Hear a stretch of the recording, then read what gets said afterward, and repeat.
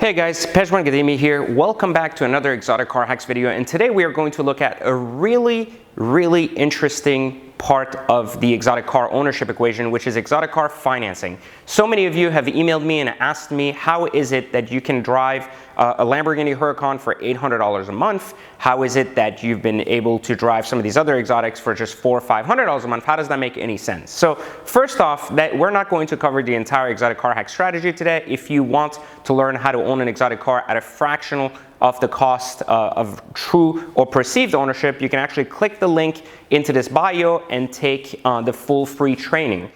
Today what we're going to look at is, what do banks look at in order to approve a person for an exotic car? Because the reality is that exotic car financing is extremely different from normal car financing. You see, contrary to what most people believe, exotic car financing is easier for you to specifically get approved for than normal car financing, as long as you meet 4 specific criteria we're going to look at today. But you should consider that the banks do break down exotic cars from regular cars based on badges, meaning that certain cars are considered exotics, like Maseratis, Ferrari, Lamborghini, and even Rolls-Royce, etc., while other cars like Mercedes, Porsche, etc., are not considered exotic, even though they do have exotic models. And this is very important to understand, because it does give you a competitive advantage when you're buying a BMW i8, a Porsche GT3 or GT2 RS, compared to buying a Lamborghini, Gallardo, Huracan, etc. And so while on the surface you may say, well, PJ, why does that make a difference? They're both $200,000. It doesn't really make a difference to me, but it does make a difference to a bank, which looks at one as an incredibly leisure-based vehicle and looks at the other one as a necessary vehicle you're taking to work. Now, I know that's not always the case, but that doesn't matter. We just need to understand how banks think. Reality is, one of the big mistakes people make when it comes to exotic car financing is really focusing on the wrong thing, which is the payment. And this is what we're not going to do today. We're not just going to look at a payment as a reason you can or cannot afford a car. One of the big principles we teach at Exotic Car Hacks is to make sure you're always taking in consideration the overall ownership cost. Because while you might be paying $2,000 a month to own a car versus $1,500 a month, which may seem more affordable, if the full $1,500 a month is leaving out of pocket and going straight into interest, then you're ultimately losing $1,500 a month. However, on the other hand, if $1,000 of that is going straight into principal, then you're technically only losing $500 a month on that specific payment. One of the things to understand, though, is that if the car itself never actually loses value, like using some of the strategies we teach, then technically, by the time you're exiting the vehicle, the actual principal that's gone in the car is only there in the loan for you to get back out. The interest is where you lose. Now, we're going to take a look at what are the odds that a bank is going to approve you for specifically an exotic car loan, not just a car loan. Now, while this applies to some luxury aspects of car lending, mainly this is an exotic car guideline. So the bank looks at these 4 different criteria, which I want to point out here. The first thing the bank wants to see when you're financing an exotic, that doesn't mean they won't go below this score, but obviously we all know that your credit score matters. And so the way banks look at credit scores is they either take a combination of your 3 major credits, or they use usually TransUnion or Equifax as their kind of core go-to credit pool. One of the things to consider too is that, you know, in most cases, banks always want a premier tier type credit to be lending on a leisure basis, because obviously you are trying to be borrowing money to have fun for an exotic. You don't need to borrow money in order to survive and go to work, to drive a Ferrari to work. So what ends up happening is banks look at scores as a big part of it. They're like, are you trustworthy in your day-to-day life? Are you going to be trustworthy for something that is fun-based? So what they look for to be able to give you a faster approval is specifically a credit score of 720. And while we've seen credit scores as low as 680 get approved, in some cases 650 if some of the other criteria are, remember, these are the 4 kind of criteria. So if these 4 are met, your approvals are faster without any income verification, and in many cases enable you to take more money out to have 0 down payment. Now, this is important to understand, because any variation of these 4 boxes will end up either requiring documentation or will end up requiring a higher down payment to offset what they consider your risk for exotic car lending. So the first thing they're looking for is your score. The second thing they're looking for is what they call lines of credit. Now, one of the things that people misunderstand about financing a car is that a bank would look at the loans that you have, such as a big house, and use that to allow you to buy an exotic car, and that is not the case. A lot of times banks, when it comes to exotic car financing, will only look at comparable car trade lines, meaning what was the most expensive car you have ever financed. And a big misconception here is that if you finance two $60,000 cars, they will easily give you a loan for $120,000, and that is not true. Banks will typically only look at one specific trade line, the highest one you've had for a car. Off of that, they will want to go to what they call literally a 60% above that trade line dollar. So if you finance in the past roughly about, for example, $50,000, they would very comfortably go to $75,000, $80,000. In some cases, as much as 200%, which is just, or I should say 100% more, which is like double the amount you've done. So if you financed a $60,000 car in the past, they would be comfortable going to, of course, the next step, which is double that, which is 120,000. So the point here is that, again, they're looking for at a max, and this is, I'm going to write here at a max, they're looking for 200%, meaning double what you previously financed as a car and only a car. And then comes this other box, which is something that a lot of people don't seem to, again, understand about how banks work.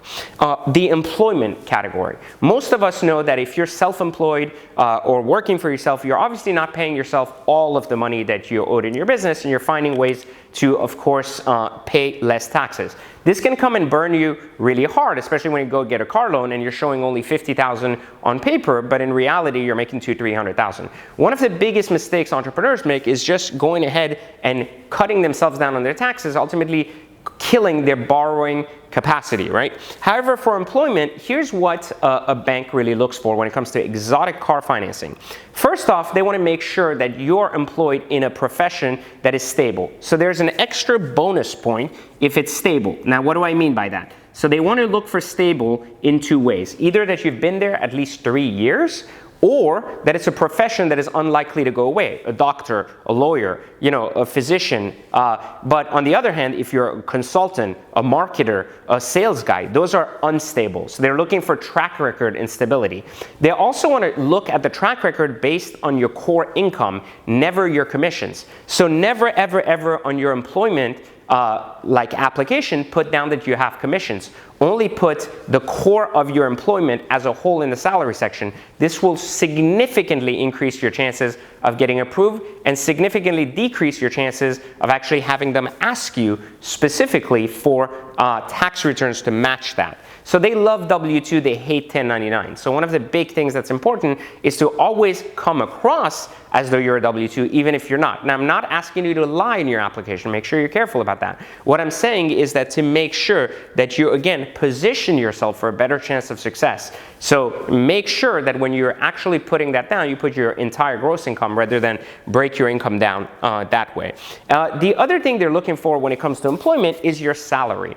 What they want to see in general, which you may not know because none of them are saying this, they want to see that you at least make the same amount as the car, not payment, but cost. So if you're buying a $185,000 car and you're only making $50,000 a year, it's probably a bad bet for them. However, if you're buying a $185,000 car and you make $200,000 on your application, then that is going to, again, facilitate less paperwork and them feel better about the deal. So again, the employment then needs matching income to the actual car. And this is very important to understand because this is the employment. Now, one of the final things that they look at that, again, is never disclosed anywhere, that no one's telling you except here at Exotic Car Hacks, is your residence. One of the big things that people don't realize when buying an exotic car is banks always want to know where you live. They want to know where they can come and repo their cars. That's right. If you don't pay, they want to know where you live. Like, where are you? What is the likeliness that you're not going to pay for your car? That's what we call your credit risk. And the big thing that comes in part of that is your residence. Now, you may not have known that before, but banks hate renters. They hate people who rent properties because they're mobile and they can quickly move from one place to another. And they just don't like that. What banks really love is people who own their homes. Now, There's two types of home ownership they love. The first one is if you've owned your home for more than 3 years, meaning you've lived there at least 3 full years, they absolutely love that. And the thing they love even more than anything, that actually holds so much weight that if one of these boxes wasn't even there, they wouldn't even care, is if you own your home outright. One of the biggest approval ratings from a bank is when you own your primary residence without any loans, because it tells them that they become the #1 priority when it comes to repaying your loan.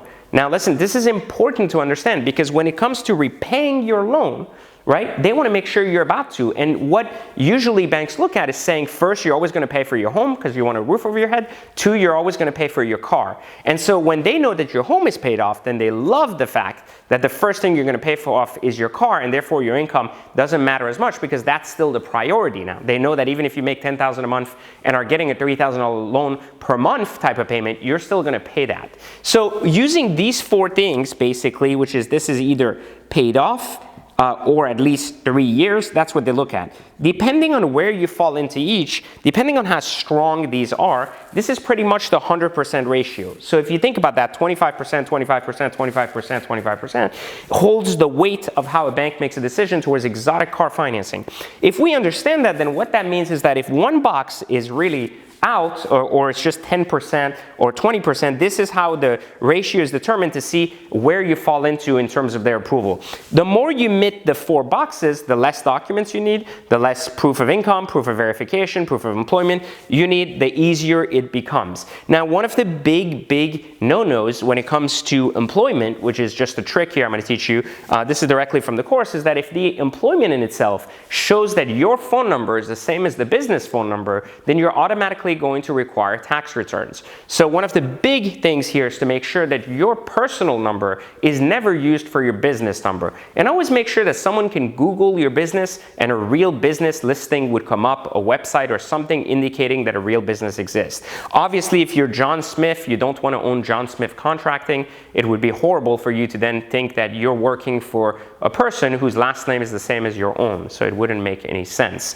So understanding this will significantly improve your opportunity or your ability to finance an exotic car over a normal car. Now, I really hope you found this video helpful. I will try my best to do more and more videos like this for you in the future. If you promise to subscribe, hit the like button and let me know your comment as to if you've ever been declined or denied an exotic car loan and why. And I'll be happy to help you through this. And of course, remember that the free training is still in the link right below this video, where you can of course take this incredible training and learn how to own the car of your dreams without worrying about the DRI, depreciation, repairs, or insurance. Things that I teach not only in the free training, but also teach in the course in full for any of our 3,000 plus members that are already part of Exotic Car Hacks. See you on the next video. Hit subscribe, hit like. I'll see you next time.